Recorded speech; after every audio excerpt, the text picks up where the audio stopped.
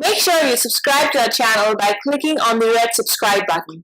And to never miss another lecture from Miracle, hit the bell icon to get regular updates on English literature.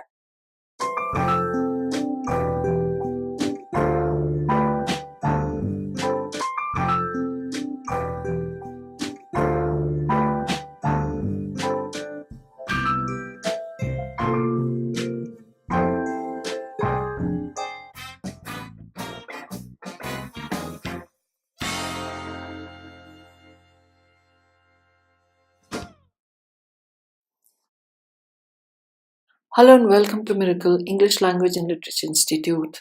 I'm Professor Abha Sharma and I am doing poetry critical appreciation these days. So today I'm going to take up a very famous poem from John Donne, The Sun Rising. Donne was born during Elizabethan era but was very unconventional. The songs, sonnets, elegies, they contain strange testament of love. He made something new out of something old, thus exhibiting his creative impulse and introduced the world with metaphysical poetry. And this term metaphysical was first applied by Dryden in his Discourse of Satires 1693, and Dr. Johnson borrowed it and gave the complete definition, a combination of dissimilar images of discoveries of occult resemblances in things apparently unlike. The most heterogeneous ideas are yoked together by violence. So, in his poetry, you will find the intellectual, scientific, religious, and artistic patterns which are universal and compelling, the maps, the mandrakes, compasses, forms, the definition of love, and the power of realizing emotional states. The Sun Rising is one of Donne's best known works, and it was written in 1633.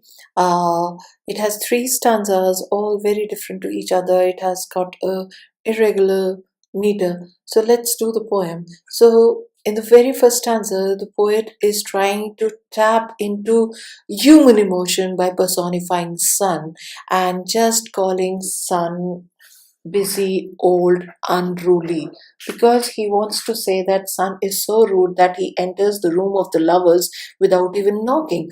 He's so busy because he has to see the eastern and the western world, and he's so unruly. There's a pun here in this word. Unruly, the poet means that he doesn't have any manners, he has to knock before coming in. And secondly, unruly, nobody can govern sun. Sun is a heavenly body and is stationary, so you just cannot ask sun to come according to the timings given by the lovers. So then he is rhetoric in the next line. Now, why dost thou thus? That means, why do you do this? Through windows and curtains, colonize, that you enter through windows and curtains. That means the sun rays, they enter the room through the windows and disturb the lovers. The poet then calls him a bold show-offer who flaunts his power.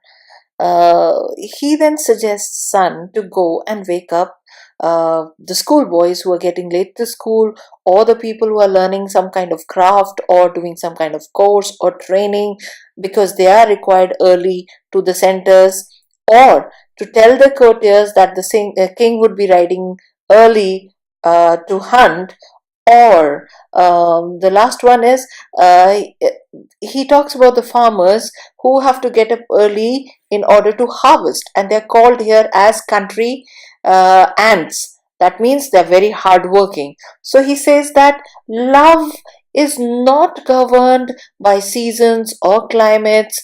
The division of hours, days, months is all done by humans, which is not applicable to lovers. So this way he is rhetorical and colloquial in the first stanza. The poet now changes his tone a little bit and tells the sun that his rays are quite powerful and worthy of all respects. But the poem can still overpower him by casting a shadow on it with the closing of one eye, one wink for a moment. The poet would not do any such thing which brings any distance between him and his beloved. Suppose he closes an eye for a second or so, he would miss the sight of his beloved. So he doesn't want to lose her sight even for a moment.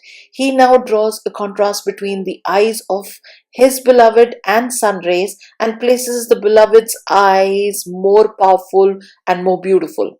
He says that her eyes are capable of blinding even the sun. He then asks Sun to have a complete survey of the world and to judge that whether the world's riches are scattered on the earth. That means the Asian countries like India and others, famous for spices and gold mines, or they are there with him on this bed. That means the beloved. So all the great kings of yesteryears are equivalent to his lovers. Through this geographical comment, the poet is bringing forth the beauty of his beloved.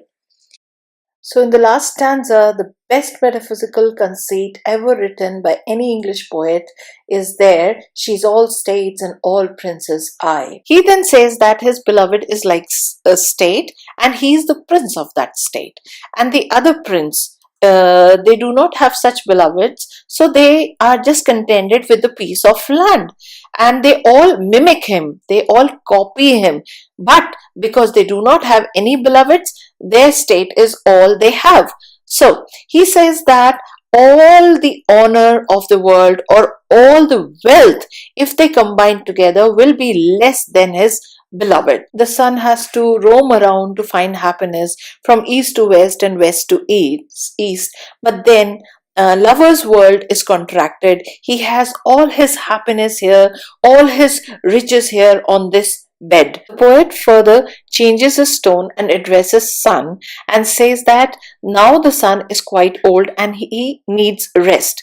So he advises him to reduce his duty by confining himself to the lover's bedroom only. So the sun can stop worrying about the world and should just concentrate on the center of the bed as the epicenter and the walls of the room as the sphere. So he should revolve around the bedroom only and reduce his duties. The poet who was in the first stanza rebuking Sun and was angry because Sun did not take their permission to enter is now in a very different mood. He wants Sun for himself, for his bedroom only. He wants Sun to reduce his duties and be for him, shine for him only. See the contrast in the beginning and the end of the poem. So, in this metaphysical poem, he has this artificiality of thought and hyperbolic expressions, which are sometimes unexpected and surprising. He exaggerates the beauty of his beloved and compares her eyes' brightness to the bright rays of the sun, if her eyes have not blinded thine. Then he brings in the far fetched images that the sun should go in yesteryears, find out that whether the mines and spices of the Asian countries are good and rich, then the beloved. He also gives a beautiful conceit, the analogy of the beloved and the lover by saying that she is all states and all princess I. His diction and meter are modeled on a rough give and take of actual speech. That means he uses colloquial speech when he says that busy, old fool, unruly son, why dost thou thus? And he even brings in his knowledge of the scientific world when he says all will's alchemy. So, as I already told you, he was not a typical Elizabethan, although his language is archaic, has got extra vowel and consonant sounds, but then his metaphysical style with scientific allusions and incessantly dialectical manner does not match with richly evocative language and delight like of Spencer, Marlowe, or Shakespeare. He rejected the habitual idolizing of women and assaulted and ridiculed the virtues which were respected by the Elizabethans.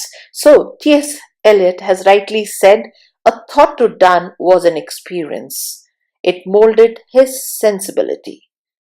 I hope you must have liked my effort, so please like, comment, share and subscribe. Please hit the bell icon so that you get the notification every time I upload a video, and also keep connected to these sessions. Take care. Bye-bye.